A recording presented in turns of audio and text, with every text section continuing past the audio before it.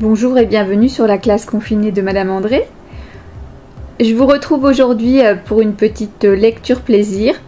Donc il n'y a pas d'écran à regarder, il y a juste à se détendre et à écouter. On va retrouver Ulysse qui va cette fois-ci affronter un monstre qui est un cyclope. Je vais vous mettre une image de cyclope pour que vous voyez ce que c'est.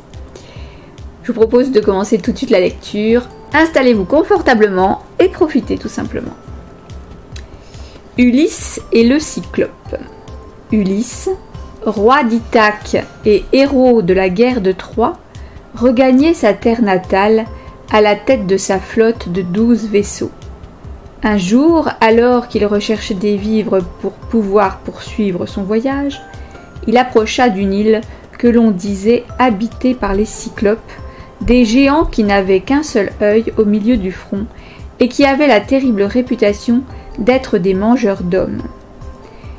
Ayant accosté avec quelques-uns de ses compagnons parmi les plus courageux, Ulysse arriva bientôt devant une grotte immense qu'il décida aussitôt d'explorer dans l'espoir d'y trouver de quoi manger et boire. Et ce qu'ils découvrirent fut au-delà de leurs espérances. Des fromages entassés par centaines, des vases de lait immenses et un imposant troupeau d'agneaux et de chevreaux. Affamés, ils se mirent à boire et à manger, oubliant que le cyclope de cette grotte, sorti pour la journée avec ses brebis et ses chèvres, n'allait pas tarder à rentrer. En effet, le soir tombant, le cyclope ramena son troupeau dans la grotte, puis il en ferma l'entrée avec un énorme rocher plus haut qu'un navire. Ayant allumé un grand feu pour y rôtir de la viande, il découvrit alors Ulysse et ses compagnons serrés les uns contre les autres au fond de la grotte. « Qui êtes-vous » cria-t-il d'une voix tonitruante qui les remplit de terreur. « Êtes-vous des pirates ou des voleurs ?» Et, aussitôt, il attrapa 2 des compagnons d'Ulysse comme s'ils n'étaient que des agneaux nouveau-nés. Il les assomma, les découpa et les fit cuire dans une immense marmite. Puis il les mangea, avant de s'endormir, rassasié et ronflant avec force. Le lendemain matin, le cyclope déjeuna, puis, comme il le faisait chaque jour, il emmena paître ses troupeaux, après avoir pris soin de bien refermer l'entrée de la grotte. Alors Ulysse dit à ses compagnons : « Prenez le gourdin du cyclope, ce bâton aussi long et aussi gros qu'un mât, taillez-le en pointe bien aiguisée, et passez-le au feu pour le durcir.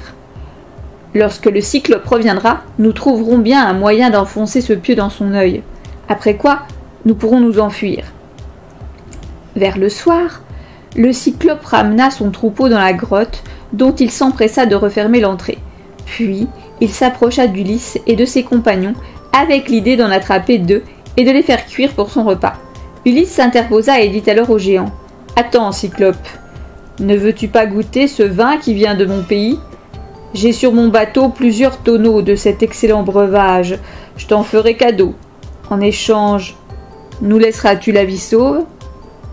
Le cyclope se saisit brutalement de l'outre qu'Ulysse lui présentait, et il en but le contenu d'un seul trait, puis il dit : « Donne-moi encore, et dis-moi ton nom, afin que je puisse te faire un cadeau en échange. » Ulysse lui tendit une 2e outre de vin et dit au cyclope : « Cyclope, puisque tu me demandes mon nom, je vais te le dire. Je m'appelle Personne. »« Eh bien, Personne, tu me donneras toute ta cargaison de vin, et pour te remercier, je te mangerai le dernier, » répondit le cyclope en éclatant d'un rire qui fit trembler la grotte. Puis il but la 2e outre d'un seul trait. Mais le vin commençait à lui tourner la tête, si bien qu'il éprouva le besoin de se reposer. Il se laissa tomber sur le sol et s'endormit aussitôt. Alors, Ulysse et 4 de ses compagnons se saisirent du pieu et, de toute leur force, le plantèrent dans l'œil du cyclope qui poussa un rugissement, arrachant le pieu et le jetant au loin. Alertés par ces cris, les cyclopes des alentours accoururent et, de derrière le rocher de l'entrée, lui demandèrent ce qui lui était arrivé. « C'est Personne !» hurla le cyclope. « C'est Personne qui m'a attaqué par la ruse !» Les autres géants se dirent que le cyclope n'avait plus toute sa tête, hurlant comme un forcené alors qu'il n'y avait personne, et ils s'éloignèrent. Devinant que ses prisonniers allaient chercher à s'évader lorsqu'il ouvrirait la grotte pour faire sortir ses bêtes, le Cyclope, aveugle et torturé par la douleur, s'assit dans l'entrée, les bras écartés pour se saisir des hommes s'y cherchaient à fuir. Alors Ulysse ordonna à ses compagnons de choisir les plus gros des béliers et de s'agripper à la laine de leur ventre. Puis, il poussa le troupeau vers la sortie et lui-même s'agrippa au dernier des béliers. Le Cyclope palpait le dos de chaque bête qui passait jusqu'à la dernière, son bélier préféré qui d'ordinaire sortait toujours le premier. « Doux bélier, dit le Cyclope, pourquoi sors-tu le dernier? Pleurerais-tu l'œil de ton maître ?» Et il le poussa dehors. Lorsque les béliers se furent éloignés de la grotte, Ulysse et ses compagnons les abandonnèrent et regagnèrent leur navire en courant, puis ramèrent de toute leur force pour s'éloigner au plus vite. Le Cyclope, quant à lui, ayant compris par quelle ruse les hommes lui avaient échappé, arracha la cime d'une montagne et la lança de toutes ses forces en direction de la mer.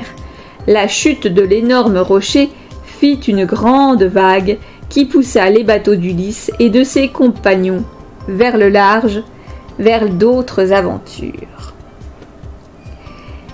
J'espère que cette petite histoire vous a plu et je vous dis à bientôt.